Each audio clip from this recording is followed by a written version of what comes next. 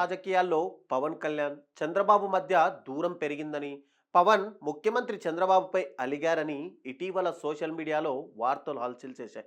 ముఖ్యంగా ఇటీవల జరిగిన కేబినెట్ మీటింగ్కి పవన్ హాజరు కాకపోవడంతో ఈ ఊహాగానాలకు మరింత బలం చేకూరింది. అయితే విజయవాడలో జరిగిన తమన్ మ్యూజికల్ నైట్లో పవన్ కళ్యాణ్, చంద్రబాబు సరదాగా మాట్లాడుకుంటూ కనిపించడంతో ఈ రూమర్లకు చెక్ పడినట్లయింది. గత కొన్ని రోజులుగా పవన్ కళ్యాణ్ టీడీపీ వైఖరిపై అసంతృప్తిగా ఉన్నారంటూ సోషల్ మీడియాలో అనేక వార్తలు వైరల్ అయ్యాయి.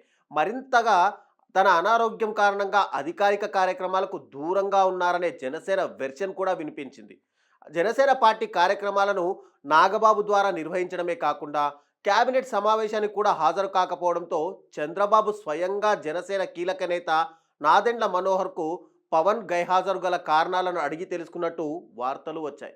పవన్ కళ్యాణ్ అసంతృప్తిగా ఉండడానికి మరో కారణం లోకేష్ను ఉప ముఖ్యమంత్రిగా చేస్తారన్న వార్తలపై టీడీపీ నుంచి ఎలాంటి ఖండన రాకపోవడం అని అనుకున్నారు. జనసేనకు సంబంధించి ఎమ్మెల్యేలు గెలిచిన చోట కూడా టీడీపీ నేతలకే అధిక ప్రాధాన్యత ఇస్తున్నారని పవన్ భావించారట. ఈ క్రమంలో ఆయన తన కుమారుడు అకీరానందన్తో కలిసి దక్షిణ భారతదేశంలోని పలు దేవాలయాలను సందర్శించడమే కాకుండా కొన్ని రోజుల పాటు రాజకీయాలకు దూరంగా ఉన్నారు. అయితే అనారోగ్యంతో ఉన్న పవన్ కళ్యాణ్ ఆలయయాత్రను ఎలా వెళ్ళగలిగారు అనే ప్రశ్నలు కూడా ప్రత్యర్థుల నుంచి వినిపించాయి. ఈ అనుమానాలను తెరదించుతూ విజయవాడలో జరిగిన యుఫోరియా మ్యూజికల్ నైట్లో పవన్ కళ్యాణ్, చంద్రబాబు పక్కపక్కనే కూర్చొని సరదాగా మాట్లాడుకోవడం విశేషం.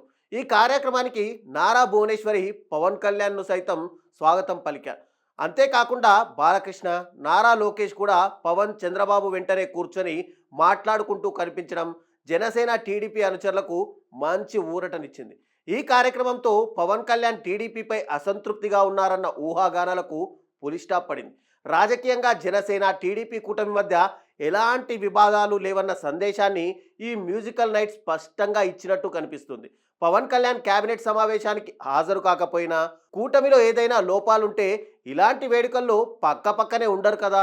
దీంతో జనసేన టీడీపీ మధ్య బంధం ఇప్పటికీ సుస్థిరంగా ఉందని భావించవచ్చు.